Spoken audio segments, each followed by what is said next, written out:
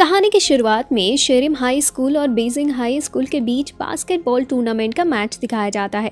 ये बहुत important match था। शेरिम टीम का स्टार प्लेयर डाई वोंग आज कुछ खास परफॉर्म नहीं कर पा रहा था। सब लोगों को उससे उम्मीद थी कि हमेशा की तरह आज भी वो बॉल को बास्केट में डालने में कामयाब हो जाएगा, पर हर बार कोशिश के बावजूद भी उसका निशाना चूक रहा था। इसलिए लोग हैरान थे कि आखिर आज उसे हुआ क्या है। सीन शिफ्ट होता है और मैच स्टार्ट होने से पहले का समय दिखाया जाता है, जब उसकी गर्लफ्रेंड डे यंग उससे मिलने आती है। उसे उदास देखकर वोंग उससे पूछता है तो वो उसे बताती है कि वो प्रेग्नेंट है। वोंग इस बात के लिए प्रिपेयर नहीं था, इसलिए खेल में उसका मन नहीं लगता और आखिरकार वो मैच को बीच में ही छोड़कर अपनी गर्लफ्रेंड के पास चला जाता है। डे यंग कहती है कि तुम्हें इतना इम्पोर्टेंट मैच छोड़कर नहीं आना चाहिए था। इसके बाद सीन शिफ्ट होता है और 18 साल बाद का समय दिखाया जाता है, जहां डे वोंग एक मिडिल एज आदमी हो गया था जो एक बड़ी कंपनी में वॉशिंग मशीन रिपेयर करने का काम करता था। नाश्ता करते हुए वो अपने दोस्त को बताता है कि मेरी वाइफ मुझसे तलाक लेना चाहती है, पर मैं उसे तलाक नहीं देना चाहता। तब उसका दोस्त उसे बताता है कि शायद वो तुम्हारे चेहरे को पसंद नहीं करती।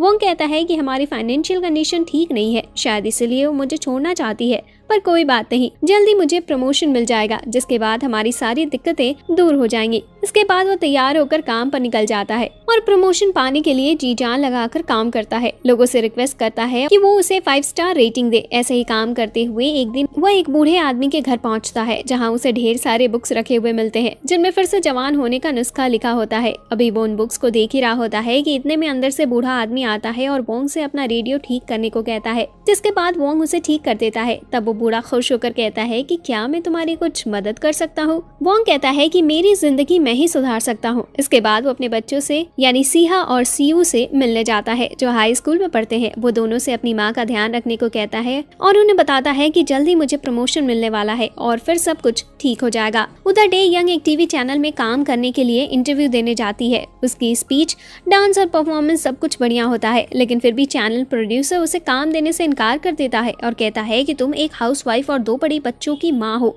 इसलिए तुम इस काम के लायक नहीं हो, और एक यंग लड़की को उसकी जगह अपॉइंट कर लेता है। इधर वोंग के ऑफिस में एनुअल सेलिब्रेशन के बीच उसका बॉस प्रमोशन का अनाउंसमेंट करता है और वोंग की जगह अपने भांजे को प्रमोट करता है। ये देखकर वोंग को गुस्सा आता है और कहता है कि मैंने दिन रात एक करके इतनी मेहनत से कंपनी की सेवा की, ईमानदारी के साथ अपनी ड्यूटी निभाई ताकि मुझे प्रमोशन मिल सके, पर आपने मेरी बजाय उस नए छोकरे को प्रमोट किया जिसने हाल ही में कंपनी को ज्वाइन किया है। इस पर उसका बॉस कहता है कि तुम सिर्फ हाई स्कूल पास हो, इसलिए तुम्हारी यही औकात है। वो ग्रेजुएट है, इसलिए मैंने उसे प्रमोट किया है। ये सुनकर वोंग अपने गुस्से पर काबू नहीं रख पाता और अपने बॉस को पीट कर वहाँ से चला जाता है। सीन शिफ्ट होता है और रात का समय दिखाया जाता है, जहाँ नौकरी छूटने का दुख दिल में दबाए वोंग घर की तरफ लौट रहा होता है। तभी उसकी मुलाकात उदास खड़ी डे यंग से होती है। वो उससे पूछती है कि तुम्हें प्रमोशन नहीं मिला ना? फिर वो उसे कहती है कि कल कोर्ट में आ जाना, डिवोर्स के पेपर रेडी है। ये कहकर वो अपने घर चली जाती है और वोंग उदास मन से अपने स्कूल में चला जाता है, जहाँ कभी वो पढ़ा करता था।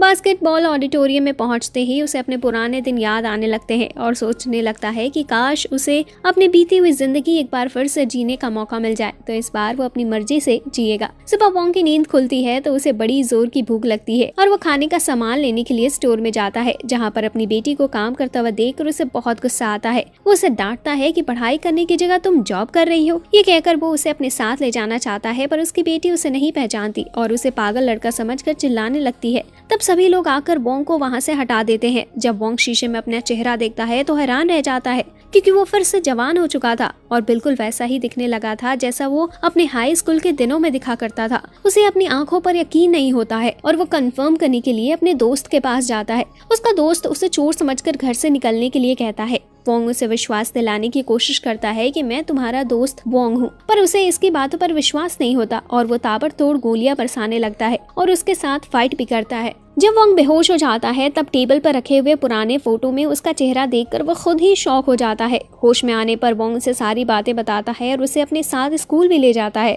सब कुछ समझने के बाद उसका दोस्त उसे कहता है कि तुम्हें किस्मत ने एक और मौका दिया है, अब तुम अपने सपनों को पूरा कर सकते हो। वोंग को भी लगता है कि उसका बास्केटबॉल चैंपियनशिप जीतने का सपना जो अधूरा रह गया था वो उसे पूरा कर सकता है। इसके लिए वो फिर से स्कूल में एडमिशन लेना चाहता है और अपने दोस्त को अपना बाप बनने के लिए कहता है। अगले दिन दोनों स्कूल में जाते हैं और वोंग का नाम डे वोंग से बदलकर वो हे वोंग कर देते हैं। एडमिशन के दौरान शंग प्रिंसिपल के साथ फ्लर्ट करने की कोशिश करता है। इसके बाद वोंग को उसके क्लास में भेज दिया जाता है जहां वो अपनी बेटी सिहा को देखता है। सिहा उसे देखकर परेशान हो जाती है कि ये पागल लड़का मेरे पीछे क्लास तक आ गया। यहाँ वोंग स्कूल में पढ़ाई कर रहा होता है और वहाँ उसकी पत्नी डे यंग तलाक के पेपर्स पर साइन करवाने के लिए कोर्ट में उसका इंतजार कर रही होती है। वो बार बार फोन और मैसेजेस करती है पर क्लास में होने के कारण वोंग उसका फोन नहीं उठा पाता। थोड़ी देर में डे वोंग की मुलाकात अपने बेटे सीवू से होती है जिसे कुछ लड़कों ने टॉयलेट में बंद कर दिया था। उसके पूछने पर सीवू बताता है कि कुछ लड़के उसे बुली करते हैं। लंच ब्रेक में जब वो लड़के फिर से सीवू के पास आकर उसे परेशान करते हैं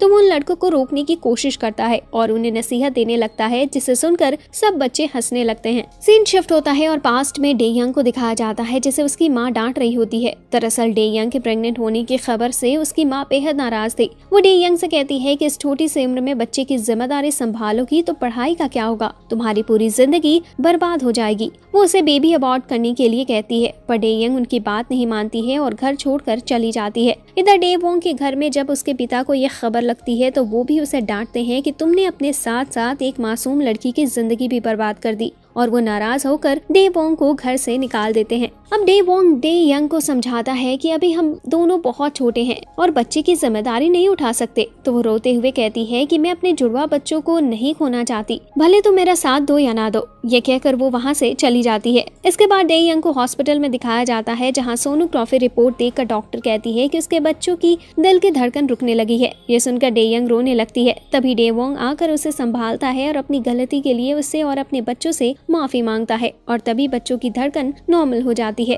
अगले सीन में दिखाया जाता है कि डे यंग अपने दोनों जुड़वा बच्चे के साथ एक छोटे से किराए के मकान में रह रही थी जहां उनकी हालत इतनी खराब थी कि वक्त पर किराया ना दे पाने के कारण मकान मालकिन उसे घर से निकाल देती है और वो बच्चों को लेकर सड़क पर खड़ी रहती है। उधर कंस्ट्रक्शन साइट की जॉब पर डे वोंग अपने मालिक से एडवांस मांगने की कोशिश करता है ताकि घर का किराया चुका सके, लेकिन एडवांस देना तो दूर उसका मालिक चिढ़कर उसे काम से ही निकाल देता है। वो कई जगह नई नौकरी पाने के लिए भटकता रहता है लेकिन हर जगह उसकी कम क्वालिफिकेशन के कारण उसे अच्छी जॉब नहीं मिलती। आखिरकार उसे एक रेस्टोरेंट में वेटर का काम करना पड़ता है। सीन शिफ्ट होता है और फिर से प्रेजेंट दिखाया जाता है जहां डे यंग एक न्यूज चैनल में इंटरव्यू देने के लिए आई होती है। वहां और भी बहुत सारे लड़के लड़कियां आए होते हैं लेकिन अपने बेहतरीन परफॉर्मेंस और कॉन्फिडेंस के साथ एंकरिंग करने के कारण डे यंग को फर्स्ट राउंड में सिलेक्ट कर लिया जाता है। इधर स्कूल में वोंग अपनी बेटी सिहा को सिगरेट पीते हुए देख लेता है। वो उसे डांटता है पर वो उसकी बात का पलट कर जवाब देती है और वहाँ से चली जाती है। लेकिन तभी वहाँ पर एक टीचर आ जाता है जो कि डे वोंग का ही एक क्लासमेट रह चुका था और उसका नाम रियू था। उसके हाथ में सिगरेट का पैकेट देखकर वो ये समझता है कि डे वोंग ने सिगरेट पी है और उसे पकड़कर ले जाता है। डे वोंग सिहा की भी शिकायत कर देता है ताकि टीचर के डांटने पर वो सुधर जाए। फिर जब टीचर सिहा को मारने लगता है तो वोंग उसे मना करता है। जैसे गुस्सा होगा टीचर इन दोनों के पेरेंट्स को बुलाते हैं। सिहा की माँ यानी डे यंग आती है तो वो वोंग को देखकर हैरान रह जाती है क्योंकि उसका चेहरा हूबहू उसके हस्बैंड जैसा था। इसके बाद वोंग का डैड यानी उसका दोस्त शांग भी वहाँ आता है और डे यंग से उसकी मुलाकात होती है। शांग उसे बताता है कि हे वोंग मेरा बेटा है। प्रिंसिपल के कहने पर बच्चे क्लास से चले जाते हैं और शैंग फिर से उसे प्रिंसिपल के ऊपर लाइन मारने लगता है। तभी टीचर रियू वहां आ जाता है और उसे देखकर शैंग जल्दी से चला जाता है। डे यंग रियू से पूछती है कि तुम्हें देखते ही शैंग चला क्यों गया, जिस पर वो कहता है कि पुरानी कहानी है, फिर कभी सुनाऊंगा। अगले सीन में वोंग का बेटा सीवू बास्केटबॉल कोर्ट में प्रैक्टिस कर रहा होता है। उसे देखकर वोंग हैरान हो जाता है क्योंकि उसने जब भी सीवू से पूछा था कि तुम्हें बास्केटबॉल खेलना है तो वो कहता था कि मुझे उसमें इंटरेस्ट नहीं है। इसलिए आज उसे खेलते देखकर वोंग को बहुत खुशी होती है और वो उसे कहता है कि जब भी तुम्हें बास्केटबॉल की प्रैक्टिस करनी हो मुझे बोलना, मैं तुम्हें सिखाऊंगा। इधर घर पर डे यंग अपनी बेटी सिहा को समझाती है स्मोकिंग करना तुम्हारे लिए सही नहीं है, जिस पर वो जवाब देती है कि मैं अब बड़ी हो गई हूँ और अपना भला बुरा खुद समझ सकती हूँ। मैं तुम्हारी तरह घुट घुट कर जीना नहीं चाहती। इसके बाद वो वहाँ से चली जाती है। घर के बाहर डे यंग की मुलाकात सीवू और डे वोंग से होती है जो उसके हाथ में सिगरेट देखकर उसे डांटने वाला होता है पर खुद को कंट्रोल कर लेता है और बार में शराब पीते हुए अपने दोस्तों को सारी बातें बताता है। वहीं डे यंग भी अपनी फ्रेंड के साथ ड्रिंक करने आई होती है। उसकी फ्रेंड पहली बार उसे ड्रिंक करते देखकर बहुत खुश होती है और कहती है कि अब तुमने जिंदगी को जीना शुरू किया है। इसके बाद वो दोनों बाहर जाती हैं। डे वोंग अपनी लाइफ और डिवोर्स को लेकर बहुत परेशान थी। तब उसकी फ्रेंड कहती है कि अपनी आंखें बंद करके कुछ दूर चलो और आंखें खोलने पर जो भी पहला इंसान दिखे उसके साथ डेट करो। जेयोंग ऐसा ही करती है, लेकिन एक कार उसके पास से निकलती है और इससे पहले कि उसका एक्सीडेंट होता डेवोंग आकर उसे बचा लेता है, ठीक वैसे ही जैसे उसने 20 साल पहले जेयोंग को बचाया था। तभी रियू वहाँ जाता है और उन सबको अपनी गाड़ी में लिफ्ट देता है। सब लोग इस बात पर हैरान थे कि वोंग का चेहरा डेवोंग के यंग एज से कितना मिलता जुलता है। सबके जाने के बाद जेयोंग और डेवोंग अकेले रह जाते हैं। जेयोंग उसे समझाती है कि तुम एक स्टूडेंट हो और इस उम्र में तुम्हें अपने ड्रीम को पूरा करने में ध्यान लगा देना चाहिए, ना कि सिगरेट और शराब जैसे चीजों पर। इसके बाद वो दोनों अपने अपने घर चले जाते हैं। जेयोंग को उसका चेहरा अपने हस्बैंड की याद दिलाता है और वो अपने पुराने एल्बम से तस्वीर निकालकर गौर से देखती है और उसके बाद सीधा उसके घर पहुंच जाती है। अगले सीन में जेयोंग और डेवोंग के कॉलेज टाइम को दिखाते हुए होती है, जब पहली बार डेवोंग उसे कार एक्सीडेंट से बचाता है। फिर दोनों स्कूल में मिलते हैं। जेयोंग स्कूल की सबसे खूबसूरत लड़की थी, इसलिए सभी लड़के उसके आगे पीछे घूम रहे थे, लेकिन जेयोंग को सिर्फ डेवोंग पसंद आता है। जब बारिश में डेवोंग अपना छाता लाना भूल जाती है तो सभी लड़के अपना अपना छाता लेकर उसके पास आते हैं, लेकिन वो छाते की जगह डेवोंग के साथ एक जैकेट शेयर करना ज्यादा पसंद करती है। धीरे धीरे उन दोनों में प्यार हो जाता है। इसके बाद फिर से प्रेजेंट का समय दिखाया जाता है, जहाँ डेयोंग शैंग के घर पर आई हुई थी। उसे अचानक अपने घर में देखकर शैंग और वोंग दोनों हैरान रह जाते हैं। डेयोंग वोंग के करीब जाकर उसे गौर से देखती है और शैंग से पूछती है कि इसका चेहरा बिल्कुल डेवोंग जैसा है, कहीं ये डेवोंग का लड़का तो नहीं है। इस पर शैंग कहता है कि नहीं, ये मेरा लड़का है, भले ही मैं सिंगल हूँ लेकिन ये मेरा बेटा है। मेरी गर्लफ्रेंड की शक्ल बिल्कुल वोंग जैसी थी और मेरा बेटा बिल्कुल अपनी माँ पर गया है, इसलिए तुम्हें गलतफहमी हुई है। फिर डेयोंग डेवोंग को फोन लगाती है। डेवोंग स्कूल का बहाना बनाकर बाहर निकल जाता है।